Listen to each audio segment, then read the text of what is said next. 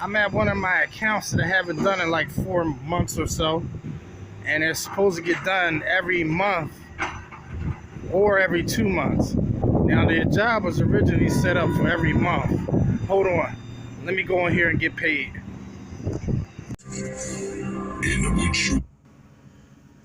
Okay, as I was saying, it was set up originally for once a month. Now twice I had showed up to do the windows and I got turned away because he says he's not ready yet. Maybe next week or the next couple weeks. So twice this happened. I showed up and see, I could have called and made arrangements that way I wouldn't go over there for nothing, but it really wasn't out of the way. But they don't have to know that. And you see, accounts like that where they don't want to sign on to a normal routine, a regular service, I tend to just get to them whenever I feel like it. Just like they want to clean whenever they feel like it. You see, I'm a busy person and I cannot do business with people. It's hard to schedule them and do business with people based on, I wonder if they're going to get it done today or not, even though the service is due. So I had to retrain them. So I just let the windows go. And then I said, okay, well, I'll let him call me when he's ready. Because I am too busy and too concerned to worry about people that do not want to have a normal service, a normal maintenance cleaning. So he reached out. Apparently he didn't have my number. So right off the bat, that's not a good thing, because I write my name and my number down at the bottom of my invoices, not to mention he had my business card. So despite whatever happened as to why he didn't call me, he reached out to another shop that I do and told him if he sees me, tell him to come on by. You see, now I'm wanted. I mean, I was always wanted, but you get what I'm saying? I bet you he won't turn me away again. So sometimes you got to retrain your customers. I put him in the doghouse. I tried to teach him a lesson. I put him in the doghouse. So now he's going to stay up on it. Or else he won't see me for God knows when. Because why? I'm too busy cleaning people that has a regular service set up as a maintenance service. You know, I can't just stop, drop, and roll and fit you in when the person wants to. Sometimes I have a busy week. We know this.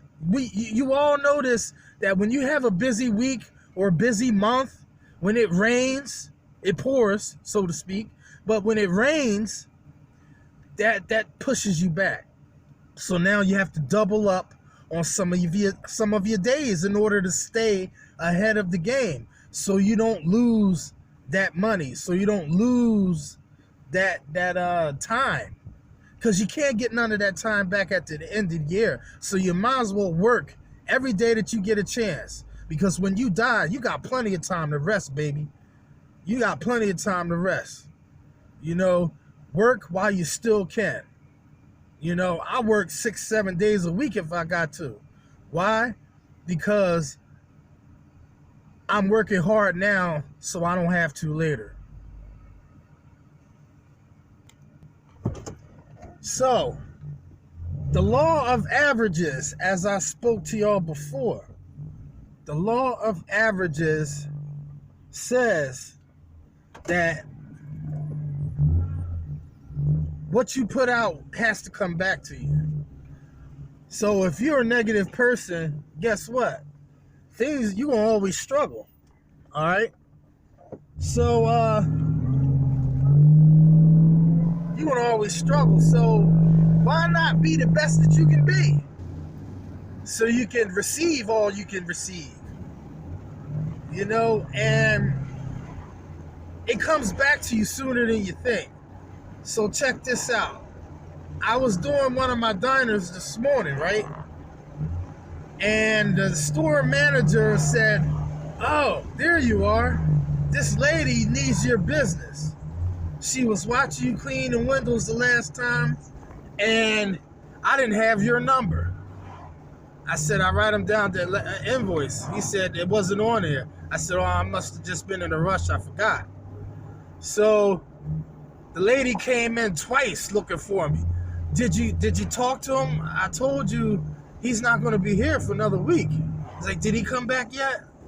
So the lady has a cleaning service, right?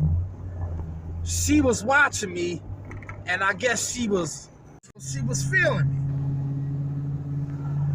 So she wanted my phone number and said, "The manager, this is what I got so far."